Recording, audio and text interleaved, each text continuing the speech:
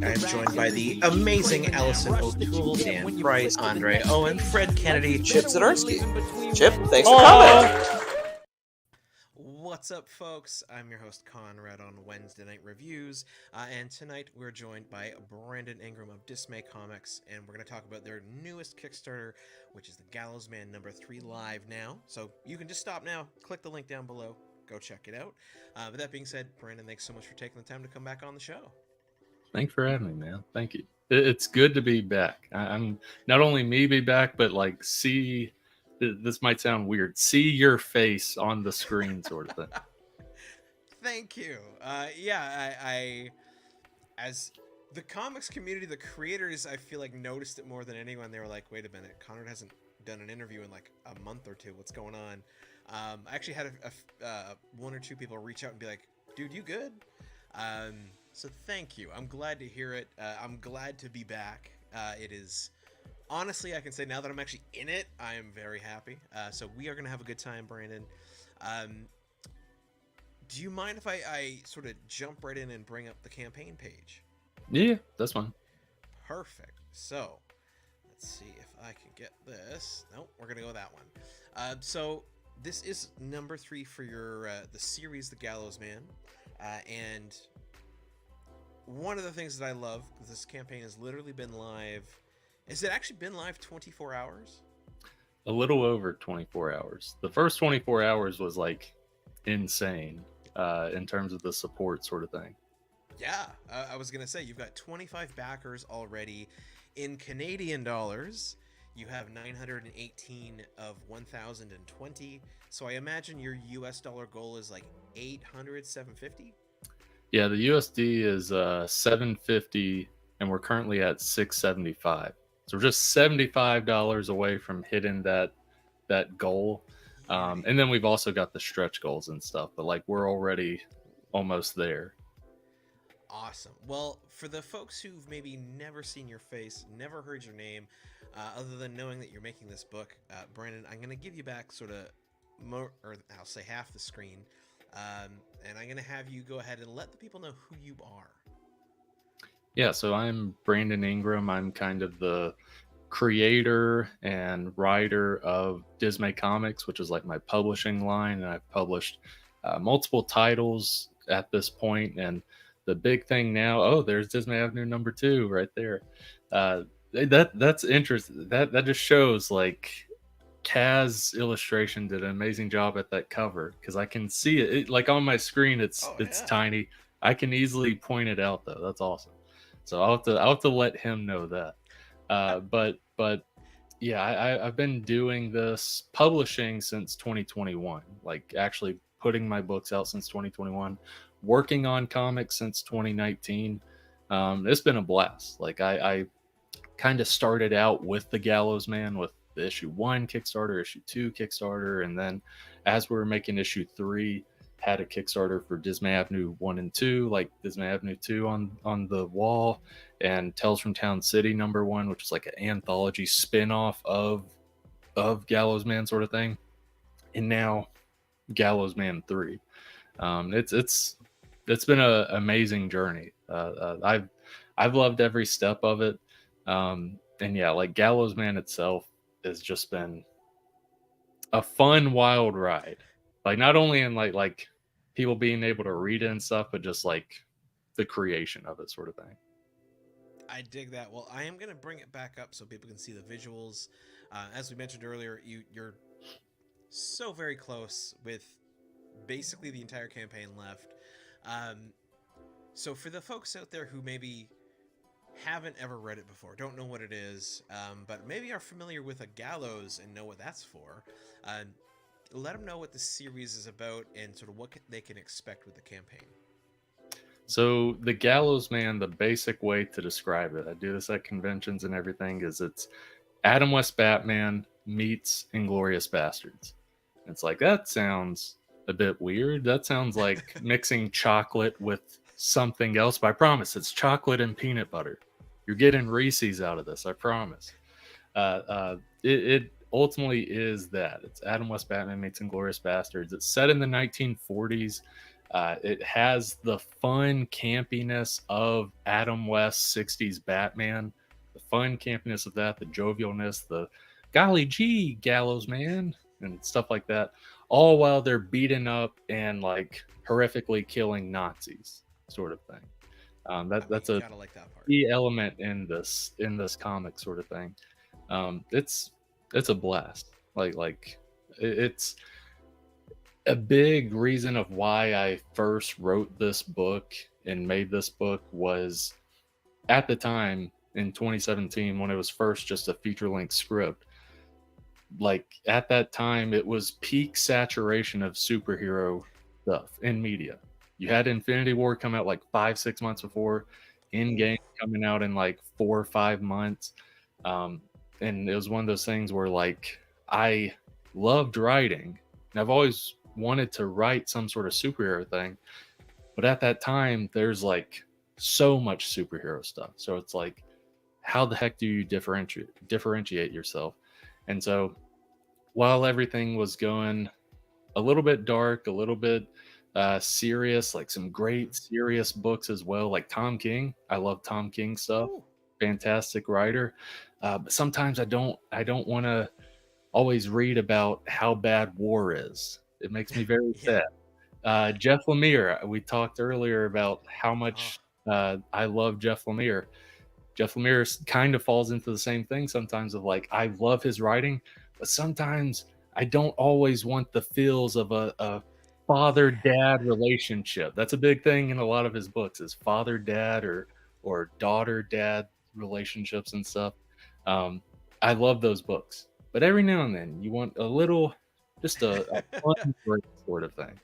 And I feel like Gallows Man is like a good place for that. You have your fun break, some dumb humor. There is stuff you can read into this where it's like desensitization of violence within this society in the Gallows Man, because everyone's like, yeah, go get him, Gallows Man. You have like little kids looking up to Gallows Man who's like horrifically killing people. It's like, yeah, go get him. So you can read into it, or you can just have a fun ride sort of thing with it. Right. Well, you know what? Then that's already sort of an interesting line of thought and question for, at least that I find interesting, where you have this character, the Gallows Man, who's essentially an executioner, right? That's the thing that he's based on is an executioner. From this page alone, like we've got this very young kid who's also, again, in an executioner's hood, going out there and fighting Nazis. So already we're getting into some serious stuff. But yeah, you're juxtaposing it with Adam West's, Biff Bow Bam, Gosh Gee Willikers, like you said. What made you want to push it to that? And I would say that's a fairly extreme level when it comes to the content you're making. Especially with the Gallows Man, it was one of those things where, like, to this day, I still haven't watched a full episode of the '60s Batman show. The reason for that is I don't want it to like subconsciously influence any possible future Gallows Man stuff. So basically, when I'm done with the Gallows Man, I'll binge the '60s Batman show. But at that time, I'd seen like the memes online and stuff, the bomb over the head running, little clips and stuff that were online. So I knew the feel of the '60s Batman show, and a key thing with that was in this idea was the thought of, in the '60s Batman show, you have Batman whenever he goes for a punch. It's about to punch, and then before it connects, bam, pow, blam, it pops up. And then once that goes away, you see the aftermath. You see the bad guy in cuffs, you see him on the ground, whatever it may be.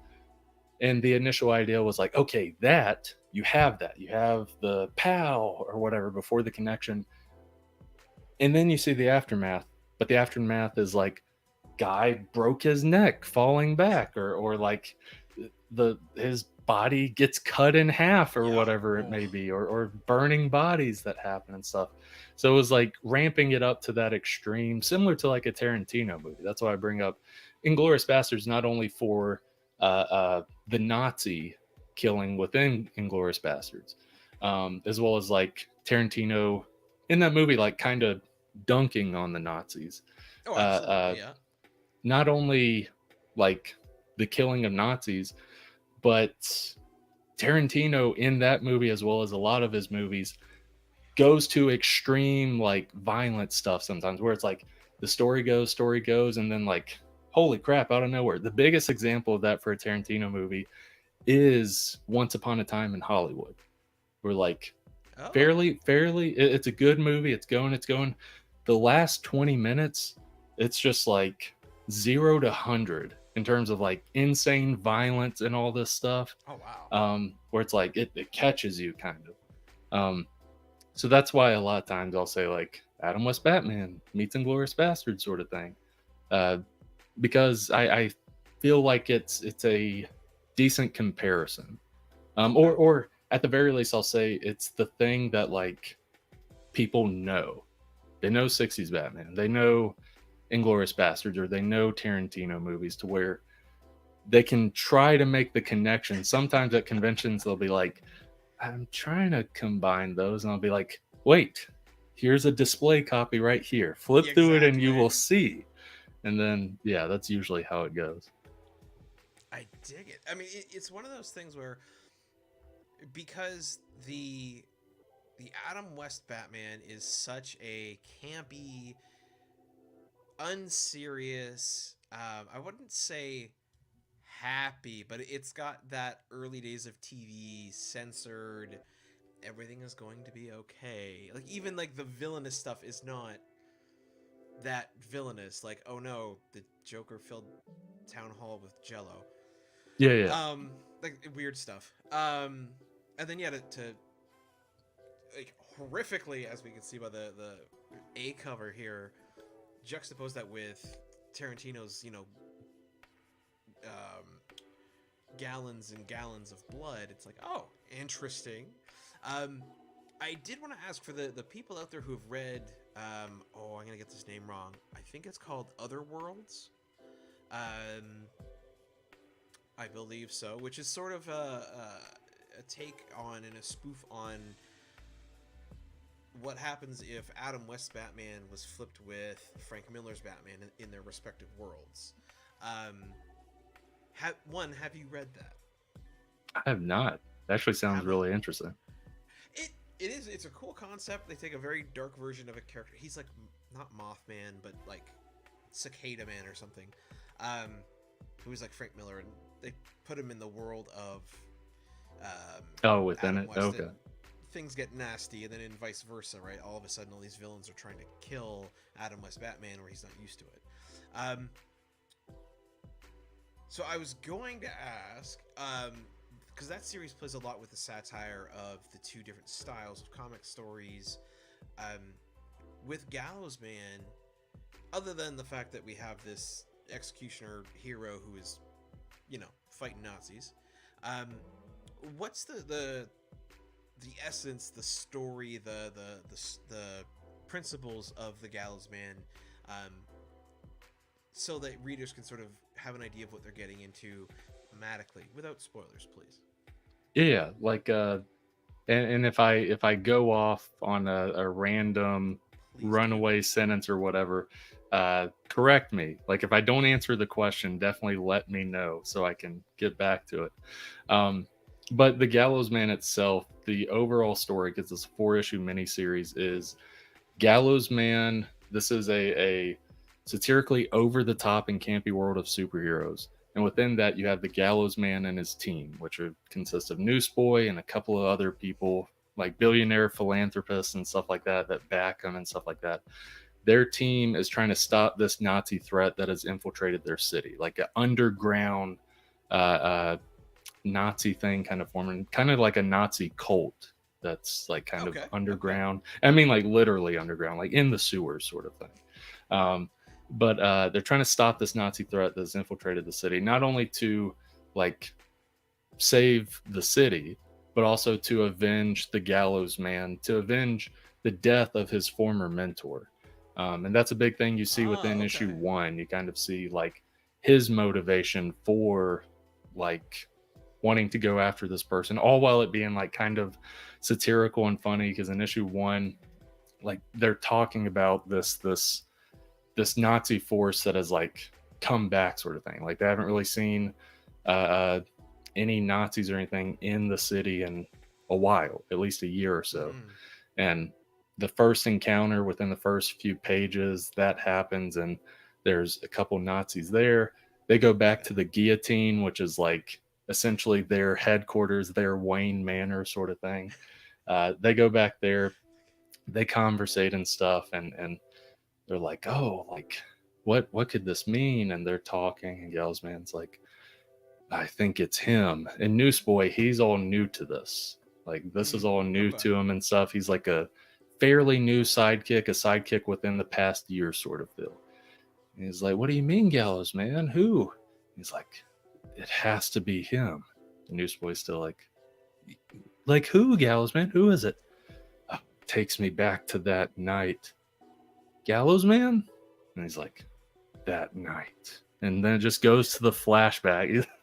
It's the classic thing you see in movies of the brooding hero or whatever, like thinking back and like not thinking about the people or surroundings around him. That's just one example. There's all kinds of like random stuff in this book. There's in issue 2, there's a 7 to 8 page scene. This was like the preview pages I had for the last Kickstarter. And it was either people saw it and they're like, heck yes, I know what I'm getting into. Or they saw it's like, this is very stupid. I'm good. It was a scene where Gallows Man like infiltrates a shipyard, like a shipping yard, like shipping containers, I mean. And he takes out some bad guys and stuff. And there's a bunch of funny conversations that happen with the bad guys and all that. But he marionettes some of the bad guys. Like he ties them up with like the noose ropes and stuff, and he jumps on one of the shipping containers because he's like, oh crap, like this, my trap didn't work. You're supposed to be flung up and out of the way and all that. And he's marionetting one of the guys, and the other bad guys think he's still alive and all that. So it's very stupid. But if people see the pages, they know exactly what I'm talking about because it's dumb fun.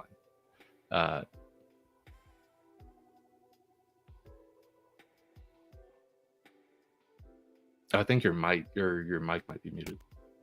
My apologies. Yes, I didn't want to hear good. the mechanical keyboard going, but I have found the page. Nice. Yeah. Yeah, it's very dumb. The previous pages was like the lead up of like him fighting them. Go to, hold on, maybe 1 or 2 above that. Let's see, go one more. Let's see, one more above that. I guess it is the first one. So he's like infiltrating it, and then it's just these 2 blonde-haired, same-looking henchmen having a conversation, and the conversation's like, did you catch that game last night? It's like, no, I didn't get the chance to catch that game last night. Like, not being specific about what sport or anything. And it's just, it devolves. Like, the conversation devolves, and then eventually they get killed and stuff, and it goes off the rails. They die. Very much. Gallows Man right here gets one, and he has in the next page, he has like a mechanic, a button essentially that raises him up, but he doesn't go very far. He only goes like a couple feet off the ground. He's like, drat, you're supposed to be 20 feet up in the sky by now by the noose reel TM. It's trademarked.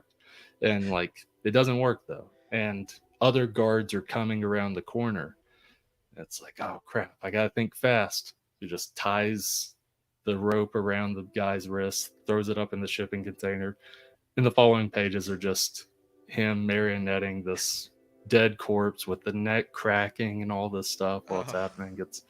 It's very dumb, but if people like this dumb over the top humor, this is something you can see in this. Not all the humor is dumb. I will say that. Not all of it is dumb. There is a good bit of dumb humor in this. But yeah, it's definitely, it's different. I'm glad that like you lean into the fact that some of this is very dark. But it can be, like you said, it's not serious, and it doesn't have to be. It can just be dumb fun. At least some of it can be. Yeah. So that being said, so people sort of know what they're getting into. They know who you are.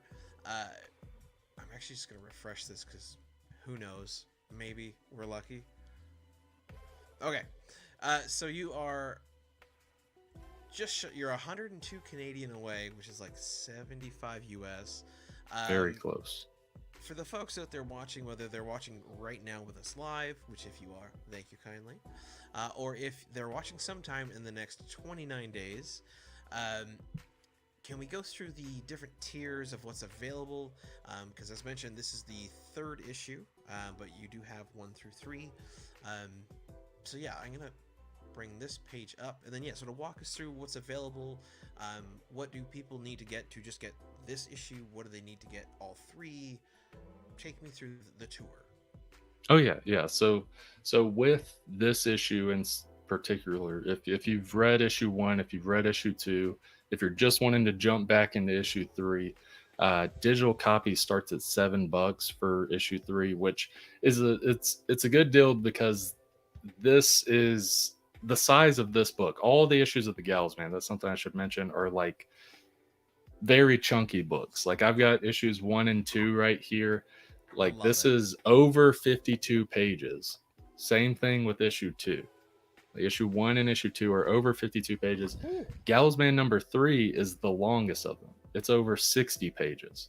So it's like issue 3 is like a mini graphic novel, basically. It's a staple bound graphic novel, essentially. That's what issue 3 is. So it's a big book. So $7 digitally, you can get it digitally there. Physical copies of issue 3 start at $12.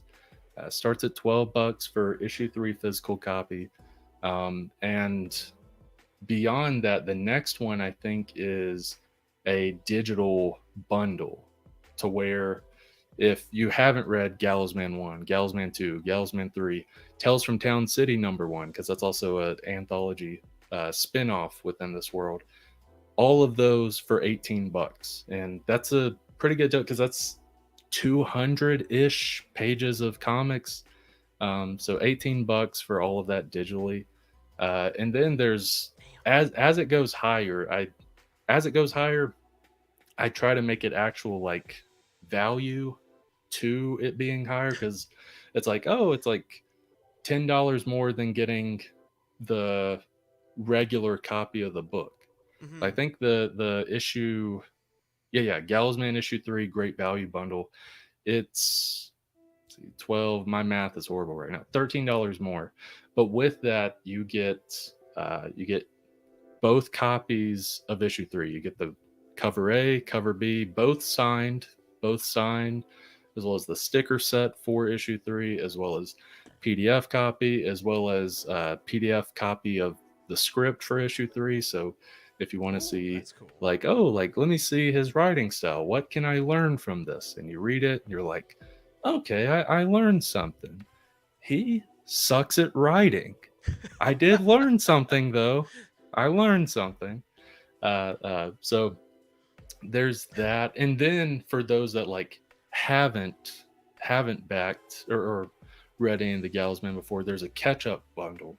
And this one's like very good price for this. It's $35 for the catch-up bundle. It's signed copy of Gallows Man 1, signed copy of Gallows Man 2, signed copy of Gallows Man 3, signed copy of Tales from Town City number 1, sticker set, PDF copies of all the comics, PDF copies of all the scripts, issue 1, 2, 3 script, and a whole bunch of other stuff. The thank you stuff as well. Every person that backs gets a little mention in our thank you social media stuff. But that's for people that like want it physically and haven't read any of this stuff. I think the catch-up bundle is a really good deal. I try to make this stuff as affordable as it can. I'm not making a profit off of this stuff. Like any extra dollars that are made with this goes directly to buying extra books, sort of thing. And also I don't sell these online. It's not one of those things where it's like, I did the Kickstarter and I charged you this much. but now I'm going to sell it online for half the price. I'm not going to do that because I value people's commitment to backing my Kickstarter. And I don't want to like sweep the leg out from under someone who backed the Kickstarter and then it's like, hey, over here it's this price. I think I've mentioned this somewhere before. Yeah. I love Boom, but back when Berserker did their Kickstarter, long time ago. It's crazy to think Berserker is only like 2 years old, maybe, but it's like a big property. It's 2 or 3. It's not that old. Is that it? Crazy to think, right? Yeah, it's only 2 or 3 years old. Wow. Berserker had a Kickstarter, and you'd pay like the $15-$20 for the book or whatever. A few months later, you can go to your local comic shop, $3.99. So I was a little bit iffy on that type of stuff. I understand Interesting. crowdfunding, but I don't know. I'm so on that type of stuff. So that's really interesting to me. So like from that perspective, I 100% get it. Like I remember when Scott Snyder and Tony Daniel did Noctera, which they ran a Kickstarter for and then Image put out. Me personally, what I liked about the Noctera thing was the book that you got was not just, I don't have a copy of it on my table. No, I don't.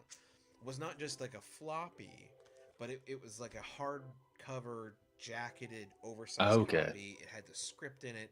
So it was like, okay, cool. I'm kickstarting this because I'm gonna get something really interesting out of it. Yeah. Whereas, yeah, when I've seen companies do that, where they're like, oh, like I think it was Image that did this too. They did a series for The Expanse called like Dragon's Tail or Dragon Fang. I don't know, but it's for the Expanse TV show, which is based on the Expanse books. Anyway, good stuff. I liked the show. But yeah, they had a Kickstarter for it, and they were like, "Oh, this is going to be like a deluxe collected, all 12 issues." And then I remember seeing it in stores like a couple months later. I'm like, "Oh, there's issue 1," and it was like, So on your end, Brandon, I appreciate you not wanting to sell it elsewhere, so that when that Kickstarter goes live, that's where you get your books, right? Like, yeah, I essentially treat the Kickstarters as like I'm not saying it is this, but how some YouTubers might have like merch drop sort of thing, where it's like you have a week to get this thing, and that's it, sort of thing. Like I treat it like that, kind of where it's like, now's your chance. You have this 1 month to get in and catch up on these books, sort of thing. It helps make the Kickstarter feel like an event, as well as I don't want to do the thing of a few months later it's half price or cheaper. And yeah, it's one thing, because I've seen some Kickstarters, they'll do it and they'll have the Kickstarter price, and then a couple years go by and then they are selling it for cheaper. That makes sense, because years have went by, or like a year or 2 years or whatever went by. I'm fine with that. My issue is like the examples we mentioned, where the book doesn't look different from the Kickstarter one. If the Kickstarter one needs to have some sort of prestige to it, at least like take a freaking silver marker, a silver Sharpie, and put 1 of 100 or something in there, or something. Stamp it with a Kickstarter stamp or something. Make it unique in some way. But yeah, if you don't make it unique, if it's exactly the same as the thing you put out in the comic shop 2 to 4 months later, that's where I'm iffy on. No, and I 100% agree, and I think too, it must feel good for your I'm gonna call them fans. Now I can't see it, for the 25 people that have backed this campaign, because they can go in and they can go, oh hey, Brandon's doing a new Kickstarter, I can get the next issue. And it's not like, oh, when's his Kickstarter? Okay, cool, I'll just go buy the digital copy in a month. Like, it creates, I don't want to say a sense of urgency, because like this is it, right? Like if someone doesn't get your books now, they'll have to wait for the Kickstarter for issue 4. So there's actually like that. It almost feels like, hey, it's Wednesday, like get to the comic shop, get your books. Yeah. I mean, see yeah, what's going on. that's a pretty decent comparison, at least with like if there's a big book that you wanted, like what was the recent Jeff Lemire book? Minor Arcana. Yeah, Minor Arcana. Sold out in my comic shop in like a day or two. To where it's like, crap. Like I can't get it. They are doing second printings, which is good. But yeah, it was one of those things where it's like, crap, it's gone. I should have been there, sort of thing. So yeah, kind of in that sense. Yeah, I can see that. Yeah, and yeah, I really like that. Also, I need to say this because like you're like you said, you're trying to be very respectful of people's money. They work hard for their money.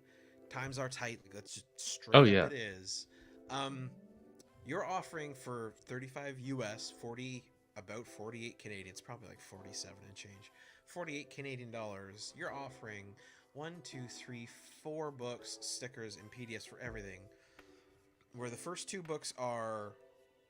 Again, how many pages is issue number 1? Issue 1 is in total, it's either 52 or 56 pages. And same with issue 2. Yeah, so 52 or 56. And then number 3 is 60. 60. That's and then Tales from Town City. Yeah, Tales from Town City is then 32 pages. So almost 200 pages of comics. And it's 4 separate issues, especially like I'm not like at any by no means like ragging on people's Kickstarters, but a lot of times you'll see Kickstarters where a tier like this, it's like 2 books sort of thing, like in terms of the pricing. So I just try to give as much like value to this stuff because I'm not looking for a profit. Any extra money that I get goes directly towards buying extra books sort of thing. And just holding those for the local conventions I do, or holding them for catch-up bundle for the next Kickstarter sort of thing.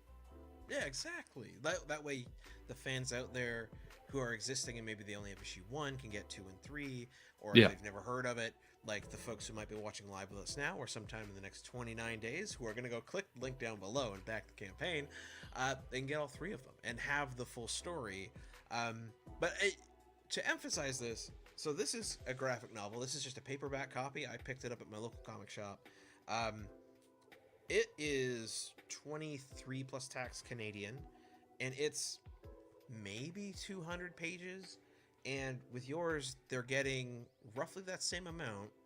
They're getting signed copies, because that's not a signed copy. And they're getting stickers and PDFs and scripts. Like, oh my god, that is so much stuff. So you are above and beyond giving an extreme amount of value for what people are paying, especially because if they just want the physical copies and they don't care about, if they just want the digital copies, they don't care about the physical, they just want to read it. $18 gets you gets you nearly 200 pages of content. Craziness. I love it. So yeah, if you're out there watching, that's my pitch. Go get the books because they're funny, they're weird, they're exciting, and the art is awesome and the writing is fantastic. That being said, I do want to ask, because normally you throw in some crazy bundle thing or something. What have you got in here? Because there's a lot of tiers. Some original art. I've got 2 original art bundles, and it's not just the art. It's like these original art pieces, which I've got right here. Plus, like you see the laundry list of all the stuff. Signed copies of Gallows Man 1 and 2, or 1, 2, 3, all the covers, as well as Tales from Town City, all the covers, all signed, and then all that other stuff, all the sticker sets, all the PDFs, all the scripts, all that stuff. And then you also get the art. And this is like an example of that. The light might be beaming on it, but we'll have to see. With this one, let's see. This one is Gallows Man and Newsboy, and this is also like thick Bristol paper. It's almost like as thick as cardstock, but it's thick Bristol paper, and it's done by Thomas Tikas. He's the main cover artist. He did stuff such as, let me actually get those comics, stuff like Yes, the please. issue 1 cover, the issue 2 cover. So he did some original pieces. These are 8 1/4 by 11 3/4. But yeah, this one has Gallows Man and Newsboy, Town City behind them, and they have I Heart Town City shirts, and the heart is like kind of like a noose. And then the other one is essentially Gallows Man and Newsboy. This one was hard to part with. But I got over it because there's another piece that I love that is even harder to part with. But this one is essentially Gallows Man and Newsboy enacting their brand of justice, all while the jovialness sort of thing. And both of these come with the preliminary sketch, and it's not like drawn on the back of this. It's a separate piece of paper. I just slipped it into this Mylar sleeve. Yeah. But yeah, this one is this one was very tough to let go. But if there's a fan of the Gallows Man, I highly recommend getting this or getting either of these. These are there's not many of these original art pieces. One, I'll say, like, I'm never letting go of any of the original cover art. I have the original cover art. I bought those from Thomas. Good move. Never getting rid of that. I'm sorry. Those are in my heart. But I did commission him to do like a few things like this, and these are 2 of those. So these are available. Again, art bundle. It's not just the art piece. That is the big part, but then it's all these books, all the covers, and sticker sets and PDFs, and this giant laundry list of stuff, as well as a Zoom call script consultation with me. And I really go in depth with that. It's not like I don't contact you before, and once we get on Zoom, I'm like, all right, time to read your script, and I'll just read it for 2 hours. No, I read it ahead of time, take notes, and we go over it on that Zoom call. You have any questions, that sort of thing. That's a part of it. A lot with this. So if you like original art and you also want the laundry list of stuff, these are great bundles. That's fantastic. Absolutely fantastic. Wow. I don't know. Brandon, I think you're giving people so much stuff, and I think the passion that you have is fantastic. I also, well, the gore is there. I also think it's very interesting just how different this is from Dismay Avenue 1 and 2, because it's just like it's definitely you, but it's right off. Yeah. So you're really giving people a good spread. Now, obviously, we want people to back the campaign. So again, if you're out there watching live or sometime in the next 29 days, you could be that one lucky person to get some original art and tip this campaign over its completion goal. I guess what I wanted to ask was, Brandon, are you going to be at any cons in the next 6 months where people could come and meet you? Is that a thing you've done? Do you like to do it? Do you want to do it? I ultimately like doing cons. I've done it for almost 2 years now. I do like doing it. This last half of the year, if I can find a decent one in my area, that's the part that stinks, is where I'm at in the US is like dead zone in terms of cons. You got to go hours and hours away to get to them. But if there's a decent one that pops up by the end of the year, I'll probably do that. Through the 2 years, like I'm not saying I'm a veteran at conventions by any means. 2 years experience, not even 2 years experience. But I talked with Brandon Blocksdorf. He's another comic creator. He runs Apollo City Comics, and he's done a bunch of anthology stuff. People can check him out. I talked to him earlier this morning, and we were talking about conventions. And a big thing we both mentioned, I had brought it up because I wanted to sneak it in there, test the water, see how he felt about it. I was like, I'm so on 3-day conventions. And he was like, yeah, I'm the same. Like, I just don't like doing 3-day conventions. They're so exhausting. I was like, Oh, I'm so glad you said that. Now I can be truly honest. I do not like 3-day conventions. It's nothing to do with people. Like in terms of people come to the conventions, it's nothing to do with you guys. It's just as vendors, as artists, alley people, it's exhausting 3 days. We're not doing any physical labor. It's nothing like that. It's just like, I guess, mentally exhausting. I don't know. That might be the best way to put it. It's a It lot. is. It that's one thing I think a lot of people, myself included, who are big comic nerds, big nerds in general, and they love going to con because they get to see all the cool vendors and they get to see the art and the toys and oh my god, this new reveal that's coming out for whatever. That's like hyped up and exciting, and to do that for 3 days is awesome.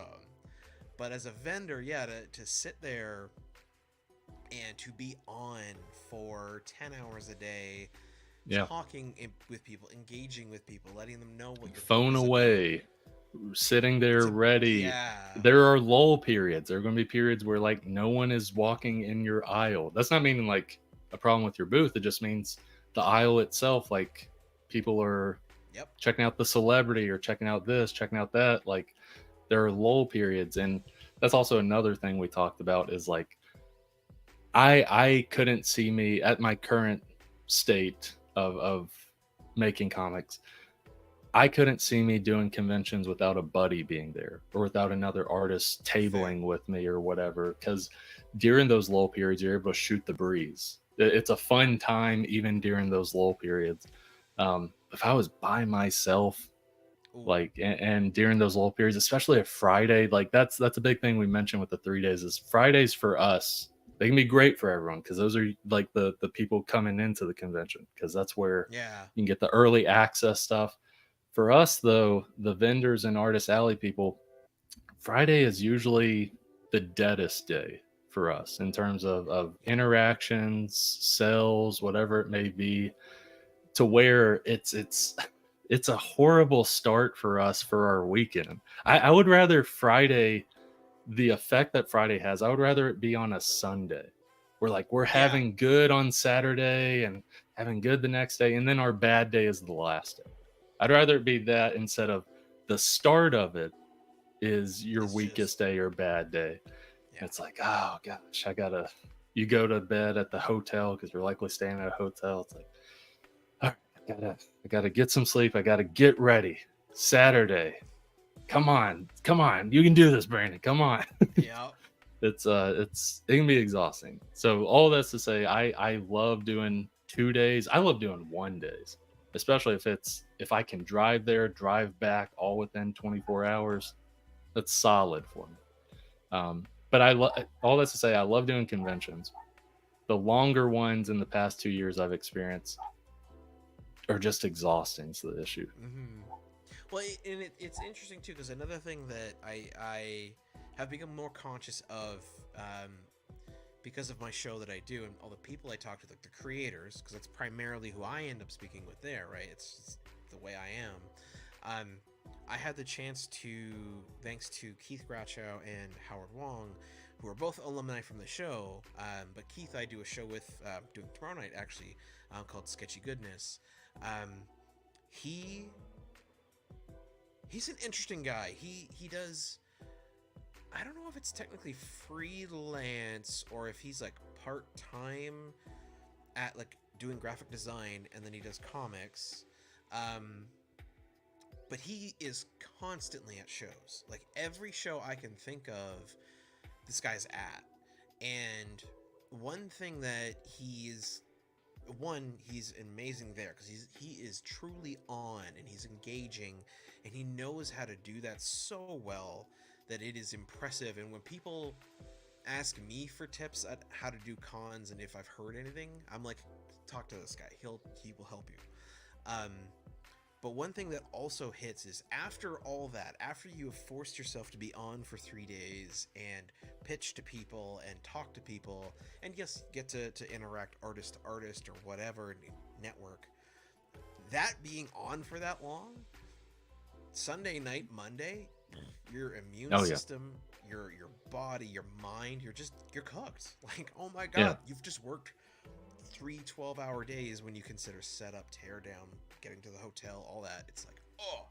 And you So mentioned the immune system thing. Like everyone who's gone to cons, you've likely heard of Konrad, Konrad, because it yeah. is a thing. Like, and especially if you're a vendor or artist or whatever it may be, like you're having a lot of interactions. To where like if someone is sick, they're sick. You can't help that.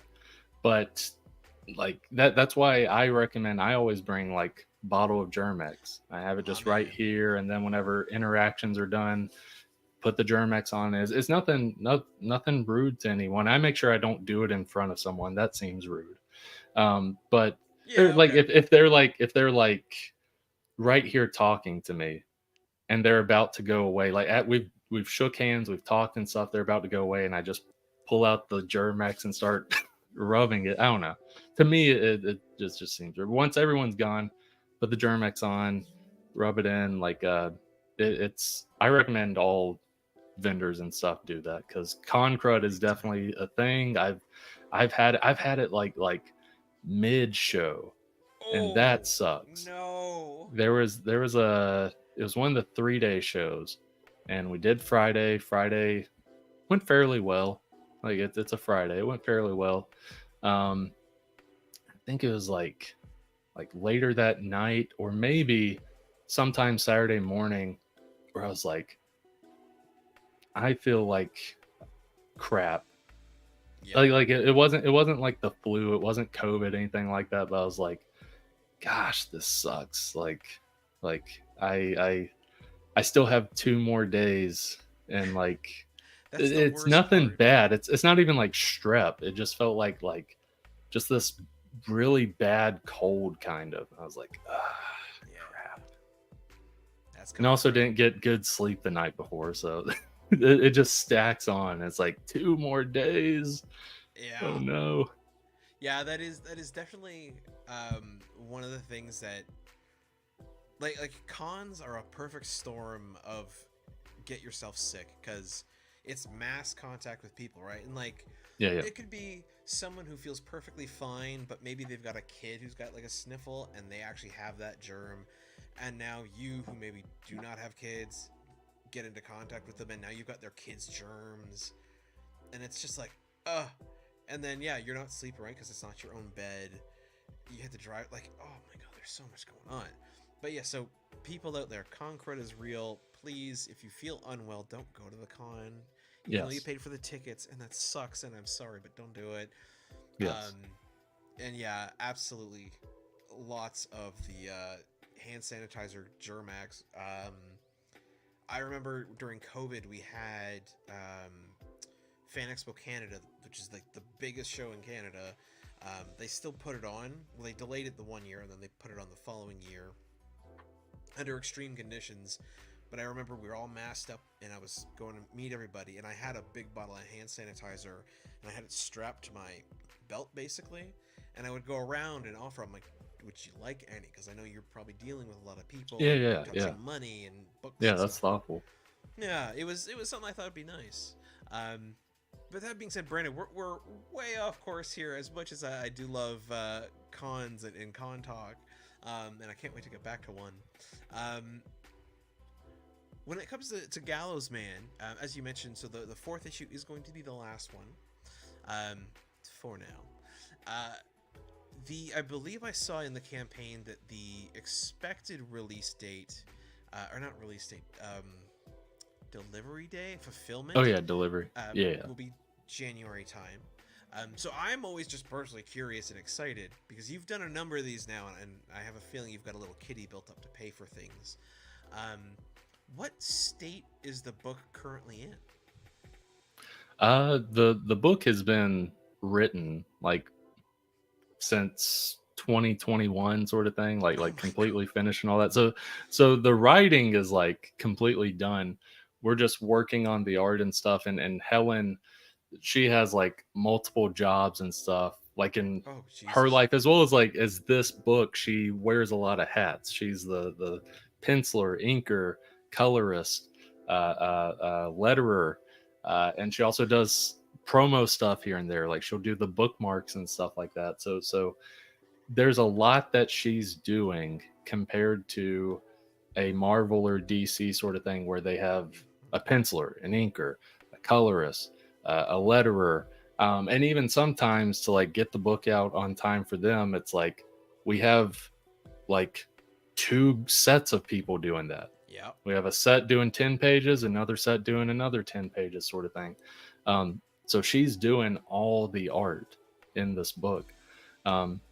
She's doing a fantastic job, and it's also the long wait times between issues, because you had issue 1 and less than a year later issue 2 came out, and we were fine-tuning issue 3 the past 2 years. But the what we do with the books, I think, makes up for that wait time, a year or 2 years, because we're not just giving you a 20-page book or 32-page book. Like we're giving you like a mini graphic novel. You're getting a 60-page book where it's like, oh sweet, like this is like 3.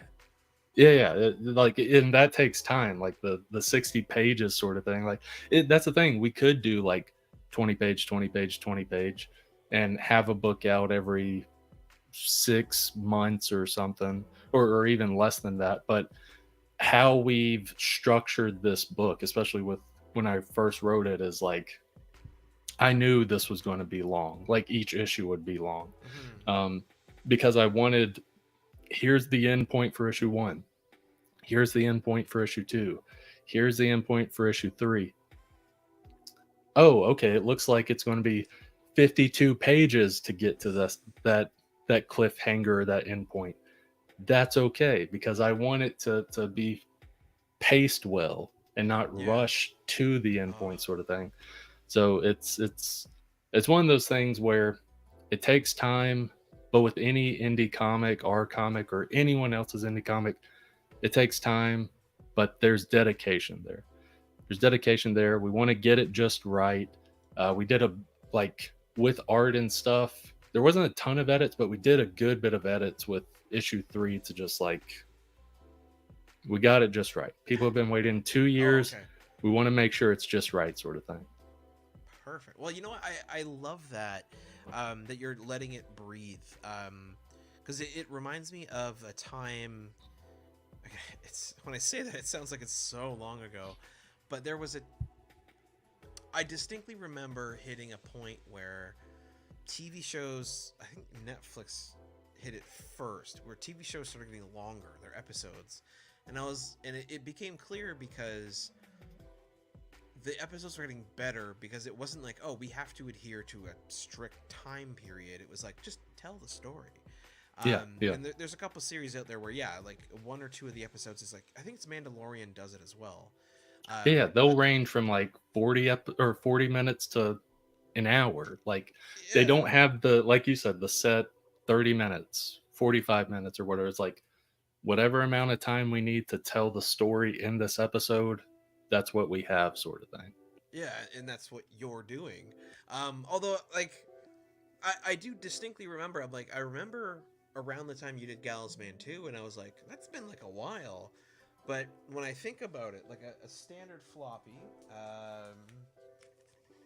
like Armored here, which is typically 22 to 24 pages plus ads, your regular full-time comic book artist would do one of those in a month. That's 20-ish working days, 8 hours a day of drawing, coloring, and all that stuff. And you've got issues that are 52, 60 pages long. That's 3 months of work. Like, oh my god. So yeah, kudos to you. Kudos to, and I want to make sure I get this right. Kudos to Helen Bolton. Yeah, she's great. Hell yeah. As well as to Thomas Tikas, your cover artist, because he does awesome stuff. And to Rick Alves. Yeah, I don't have, I for some reason I didn't think about getting the variant covers out of my thing, but Rick's cover art, or that's an example right there. That's the variant cover for issue 3. So you can kind of look at that and gauge what the issue 1 and 2 variants look like. Or people can look at those previous ones, or eventually I'll probably just post somewhere on Instagram during this campaign, like, here's the variants for the other stuff in case you didn't know or see, sort of thing. I love it. Then you know what, Brandon, we've got like 4 minutes and a couple seconds left. One thing I did want to ask about, because some of the creators I've talked about, they're staunchly against this. Others are, it's the plan. For yourself, with Gallows Man, the way you've structured it, with the way it was originally written, are you planning on doing, like, at some point, a hardcover or paperback reissue of all 4 issues together? Yeah, at one point, whenever we're completely done, some time has passed, I definitely want to do at least a paperback trade, but what I would like to do is a hardcover trade with a bunch of concept art and stuff in the back, and script notes and different stuff like that, just added bonus sort of thing, and people can check that out. And yeah, I've been planning to do that this whole time. I want these floppies out, but I also don't want it to just die at issue 4 floppy. I want people to be able to get it collected one day, and have it on their shelf. Have the little spine. You can see Gallows Man and whatever symbology we put on it, that sort of thing. I dig it. Well, that is exciting, and I don't think you need it, but I hope all works out well and that you can get a wicked cover for it. Maybe a cool jacket. Who knows? But in the meantime, as always, folks, if you're out there, whether you're watching with us live, thank you, or sometime in the next 29 days, again, click the link down below. Go to the campaign page. If you only need issue 3, grab it. If you need all of them, get it. There are many bundles with many amazing options, including signatures and original art. That being said, Brandon, just before the interview ends, I did want to ask, I think for a fun question, because it's been a while, what is it that you've been reading lately between writing comics, having a day job, having a personal life? The latest thing I wrote, I'm trying to see if I have it, or not wrote, read. I thought I had it near me. I guess I don't.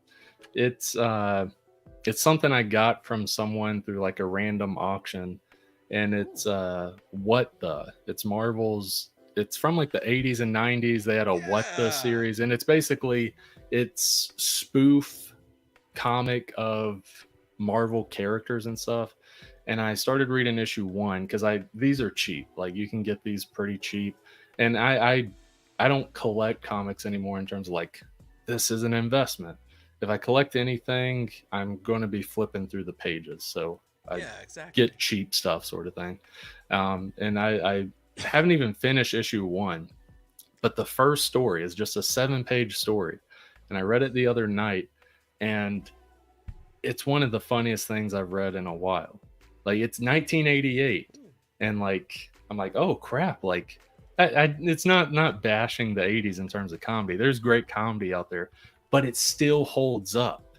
It was written in 88, and this comedy still holds up, if not even funnier now. It was a Punisher spoof.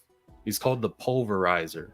It's a Punisher spoof, and like it also fits well with that time. If you know the littlest about Punisher, at that time he had Punisher War Journal, and like a lot of times he had the narration in that where it's like journal entry 619, things are looking dark. It's almost like a Rorschach's journal sort of thing. It's like Rorschach's journal, October 8th. It sounds like that essentially.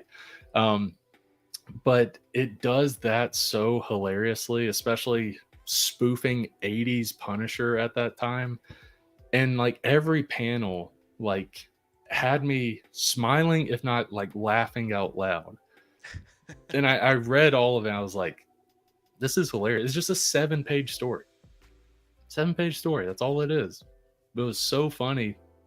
And now, if anyone's out there, I've mentioned this, I'm trying to mention this on every live stream I'm on. If anyone's out there and knows where that original art is, any page from those 7 pages, let me know. I will buy one of those pages. I buy original, or I like collecting original art. And I really like that story to where I want an original page from that story.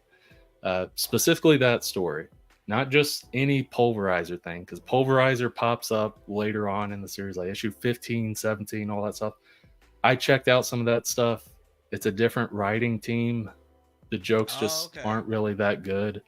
It doesn't hit like this one. So very funny. I recommend people just go. If you have Marvel Unlimited, I'm sure it might be on that, or just go on eBay or something, buy a $5 copy of What the Number One, just for that one story. I haven't even read any of the other stories in that book in issue 1. It's just that 7-page story has stuck with me, to where when I finished it, I was like, well, me as a writer who likes doing comedy and spoof stuff, aside from the Gallows Man, I love writing comedy.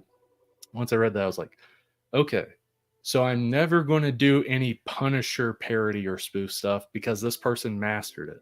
I can't do anything better than this. This is the gold standard. So I'm not even going to attempt Punisher spoof now because of this 7-page story. Holy cow. All right. Well, I got to go find myself a copy of Marvel's What the Number One. That sounds amazing. I love that you hit the end of the 7 pages and you were like, all right, cool. Like, we're good with this issue. It's been 2 days. I haven't even picked up the rest of the book. It was just like this one 7-page book or 7-page story was worth the $5 in shipping sort of thing. Love it. Well, that is awesome. Absolutely, Brandon. I want to say thank you so much again for taking the time to come on the show and talk with us about Dismay Avenue. Dismay that is Comics, available in the add-ons. Yeah. Oh, awesome. Okay, cool. So yeah, all my previous work is available in the add-ons. If you want to check out the horror stuff or Tales from Town City, or if you're getting a digital bundle and you want to get digital copies of Dismay Avenue 1 and 2, digital copies are also available in add-ons. So there's something for everyone within that. I dig it. And I will personally vouch, Dismay Avenue number 2, probably my favorite. Spooky as hell. It's the kind of horror I think translates one well on comics, but also it's just spooky. But yes, Brandon, thank you so much for taking the time to come on the show, man. Thank you, man. Thank you. It was a blast. Awesome. Well, I'm glad to hear it. And again, folks, absolutely. First link down below. Click it. Go to the Gallows Man number 3 on Kickstarter. Back it. And you could be the one to push it over tonight to completed. It's this close. It really is. Just for kicks, I'm going to refresh it. It's not up on the screen, but I am curious. You're still right there. But yes, Brandon, again, thank you so much. And I will see you next time. Thanks, man. Take care. Golden age to present, digest to oversize. Never miss new comic day. Yeah, no surprise. So where's my no prize? Check the letter columns. Can't find issue 2. Collector problems.